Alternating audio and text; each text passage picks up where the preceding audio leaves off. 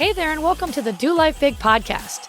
This podcast is going to be your jam if you want to live to your full potential and don't believe in half-assing anything in your life. If we want to do life big, that means we've got to get out of our own way because we only have this one shot to make it awesome. I'm your host, Kathy, and I'm a mom of three whose BFF is cold brew, a retired school teacher turned online entrepreneur, and an author. I'm loud, bold, and will always keep it real. I'm determined to live my best freaking life possible, and I'm here to help you do the same. I'll be packing this podcast with tips, motivation, inspiration, and strategies to finally get you where you want to go. And we will have a ton of laughter along the way because, let's be honest, we can't ever take ourselves too seriously, right? I'm so excited you are here with me today. Now let's get this party started.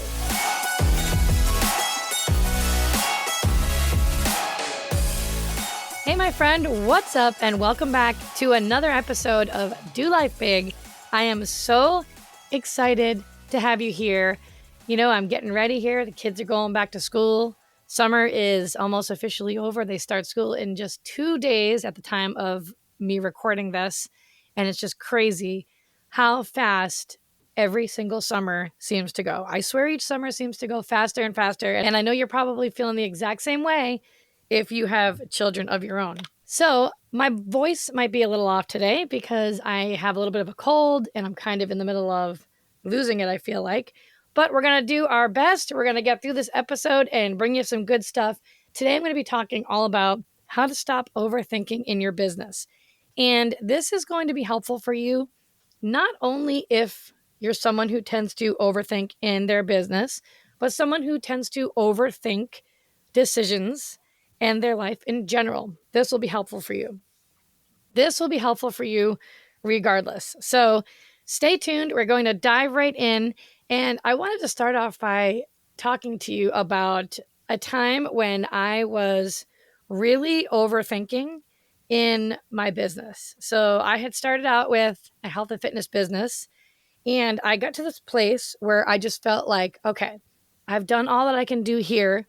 I know I'm being called to do something else and move into a different direction. I know I'm being called to shift away from that network marketing model and move and develop my own program. I know that I'm being called to work one-on-one with people and help them with their mindset and help them overcome their limiting beliefs and create a new positive, empowering way of thinking. And I know that this is the direction I'm supposed to be going. And I was feeling like this for so long, but I kept overthinking my decision, and I kept saying to myself things like, well, Kathy, why would you do that?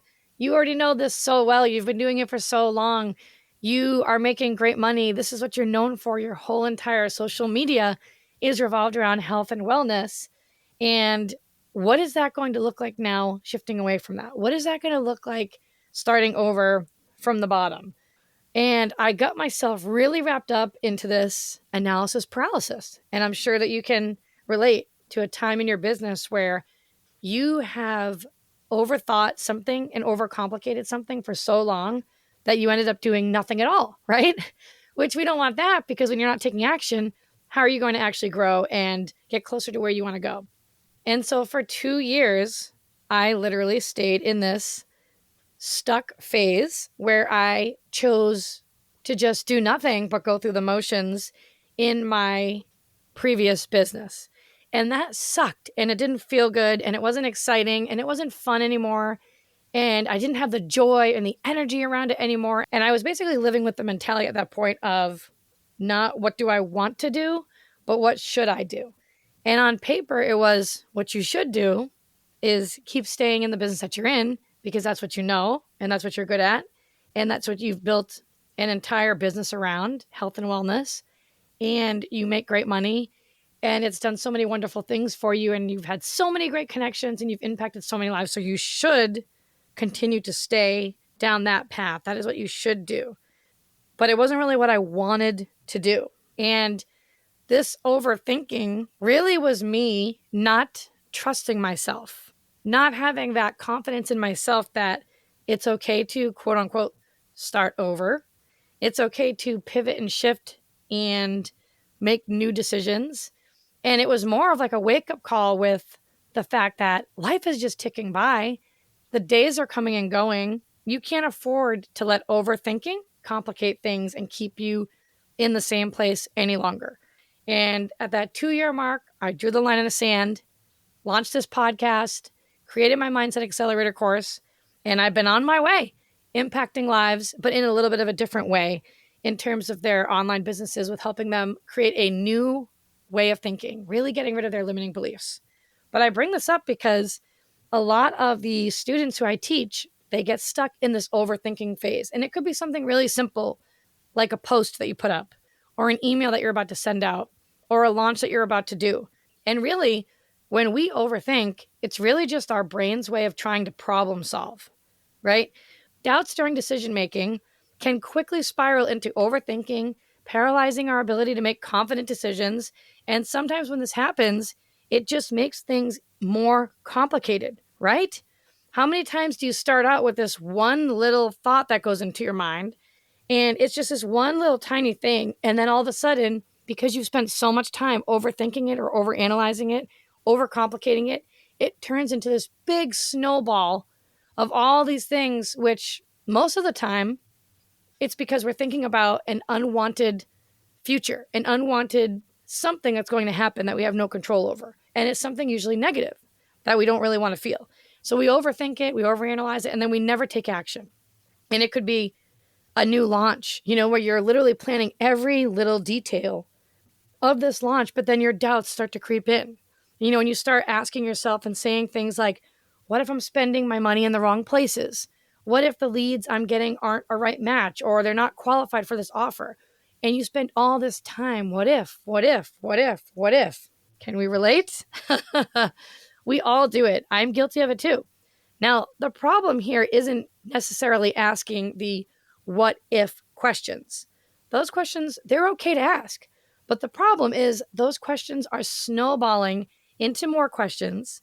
And then all of those questions and the massive amount of them leads to overwhelm. And what does overwhelm lead to? We all know this, right? Overwhelm leads to inaction. It leads to inaction. And then nothing gets accomplished. And this is where we can look back and have regrets and kick ourselves in the butt. Like, why didn't I just do it? I should have just gone for it.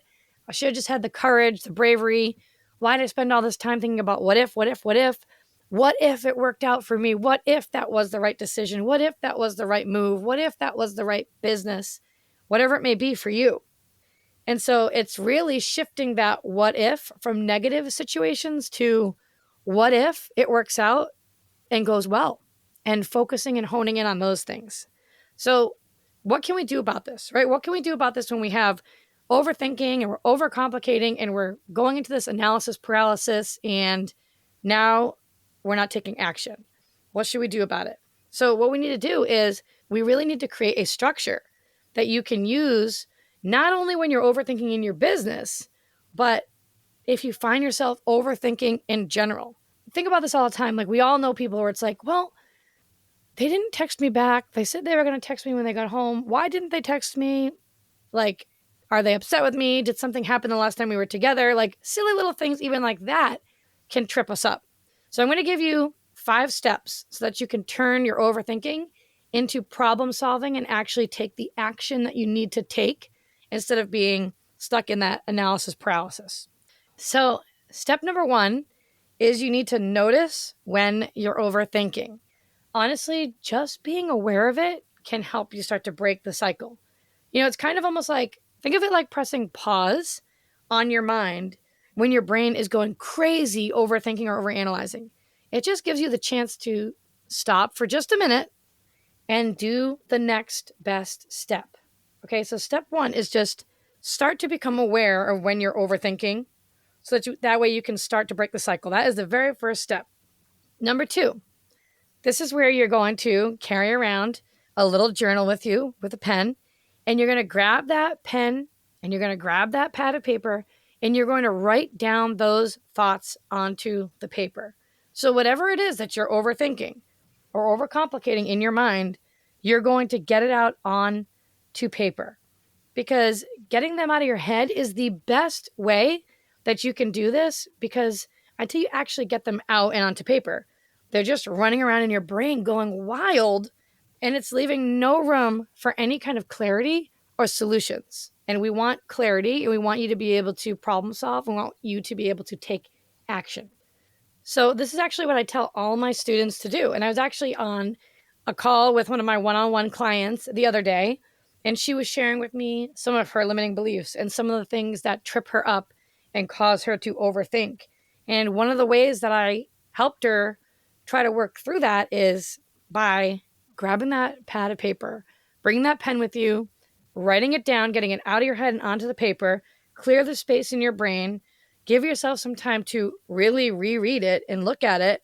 And then also give yourself the opportunity to think, hey, like, what was just happening prior to this that caused me to start to overthink or overcomplicate? What am I worried about is going to happen? What am I focusing on? Like, really being aware of why you're doing it and then trying to reframe it. And so the step 3 here is to prioritize your tasks. So when you have a list of all these different things that you need to do, right, and you're overthinking, you're overcomplicating, and you're in this analysis paralysis, and you're not really doing the things that you need to do to grow your business, or in whatever area that it is that you're trying to improve, it's because you really haven't prioritized the most important things.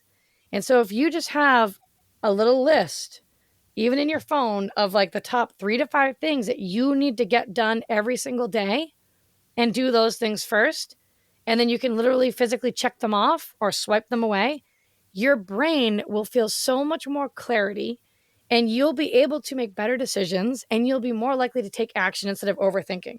See, what happens is we have all these different ideas in our mind, and we have so many different things going on all the time. We have, my gosh, we have our relationships, we have our house we have to take care of, we have our children, we have to keep them alive. We have school coming up and school supplies, and, our own journeys, and we're working on ourselves. And there's so many different pieces to the puzzle.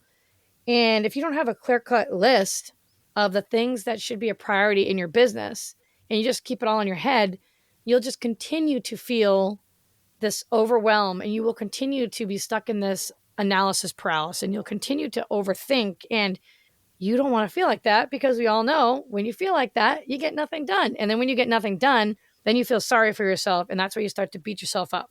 All right. So that was number 3. Make sure you have a list where you prioritize the tasks that need to get done in order of importance, like 3 to 5 things every day. The 4th one is to trust your intuition. This one probably is my favorite one. And I think it's the most important one, because a lot of times when there are decisions that we need to make in business or in life, it's really hard sometimes to quiet the noise and get out of the, well, I should do this. This is what people expect of me. It's really hard to get out of that and get into your heart, where you really listen and ask yourself, but what do I want? Not what should I do, but what do I want to do? And it's that ability to be able to quiet yourself and really just be alone and ask yourself, what should I do next? What is the next right, best move for me in this business? Instead of always thinking, what should I do? Stop for a moment and ask yourself, what do I want to do? Never doubt your own judgment. This will help you trust yourself more. I think that we need to just learn to trust ourselves a little bit more. We have everything that we need inside of us right now. We already know all the answers. You know exactly what you want. You know exactly what you need to do. But actually doing it is another thing. And you'll be more likely to take that action and actually do it and have the courage to do it when you become aware that you're overthinking.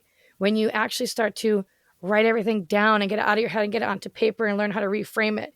When you start to prioritize the tasks of order of importance, 3 to 5 things. And when you can listen to your intuition, trust your intuition. Never doubt your own judgment. On the last episode, I had shared that we were really excited. We were getting ready to purchase this trailer on Anna Maria Island. And we were going to purchase this trailer, and we were going to remodel the whole entire thing, and we were going to rent it out as an Airbnb. Now, I would not typically purchase a trailer. We like to purchase homes because obviously they appreciate over time. You own the land, yada, yada, yada. You get the gist of it. With a trailer, it depreciates, right? There's no equity in it. We wouldn't also own the land, all these things. However, the person trying to sell us this trailer really made it look amazing, right? And they said things like, you can expect to make, X amount of money for the year on this property. These are my other ones that I own too. And they're doing this much per month. And so when we hear the numbers, we're like, this is a no brainer. Obviously, we should buy the trailer. We will renovate it ourselves. We'll get this thing up and going. And it's going to be cash flow. And that's what we want. Like, we want multiple streams of income, but we want cash flow. We want passive income, right? That's what we're all about over here in the Reuter household. So all of a sudden, like, we're just thinking about it. And I'm like, geez, I mean, this sounds really, really good. And then we're like, well, we were just kind of trusting everything that this person was saying. That was stupid. Lesson learned. And we were so busy. We were putting this deal in place like while we were in North Carolina. So we never went to go look at the place either. But we did pay to have an inspector go and do an inspection on it and all that. So we did pay for money for that. We were serious about it. Like, I was so excited to come home. I'm like, yes, this is going to be great. We're going to come home. It's going to give us something for Nick and I to work on together. It's been so long since we've done something like fun like this together. We'll be able to go to the island. We'll, remodel everything. We'll make it our own. We'll make it look so cute. It'll be, really like all ocean, and it's going to be awesome. People are going to love it. It's going to be like a really nice 1-bedroom hotel room, basically. Then we were so excited. I was so pumped. We got home. We drove to the trailer park. We went in. We're like, wow, this place really needs a shit ton of work. That's okay. Did all the measurements, and we were still serious about everything. But like I said, we had just gotten back from North Carolina. We were gone for like 3 weeks. We hadn't actually purchased the property yet, just put a deposit down, by the way. And we were sitting at dinner at Hurricane Hanks, it's called. We were sitting there. We had a couple dark and stormies, had some scallops wrapped in bacon, and we're talking about the trailer and everything. And we're like, we should probably look and see how often these places are actually renting out, right? So we're online, we're looking. None of the trailers that are being used as Airbnbs had like any bookings except for like one, and it was just like a couple days. They were renting for like $90 a night when we were told they were going to rent from $250 to $350 a night. Now, I know this is the slow season, but still. And we were looking in the area and we're like, wait a minute. This doesn't make any sense, first of all. Why and who would want to come and spend, if you're coming on vacation to the island, right? Wouldn't you rather go to a 1-bedroom condo in the same area with a pool versus a trailer? The ceilings are lower. It's a trailer. You know what I mean? Versus like a condo or a hotel room. And the condos weren't that much more money, like $20 extra a night. It was like no big deal. And those condos were all rented out from now until the spring. Whereas all these trailers that were renting for Airbnbs, they had no bookings from now until the spring. Couldn't find any bookings at all, except for that 1 or 2 places that had like a couple nights. Big deal. Now, in the back of my mind, I did think to myself, all right, if this guy owns 4 of these trailers and he's telling me he has 2 2-bedrooms and they're rolling this amount of money in, which is a really good amount of money, and his 1-bedroom is rolling in this amount of money, why would he want to get rid of another trailer? Like, it's kind of like a no-brainer to keep it. So that did kind of cross my mind. But then at the same point in time, I'm kind of like, well, maybe he just doesn't want to renovate it. Or maybe he just doesn't want to have 3. Or maybe he needs the cash right now for something else. I have no idea.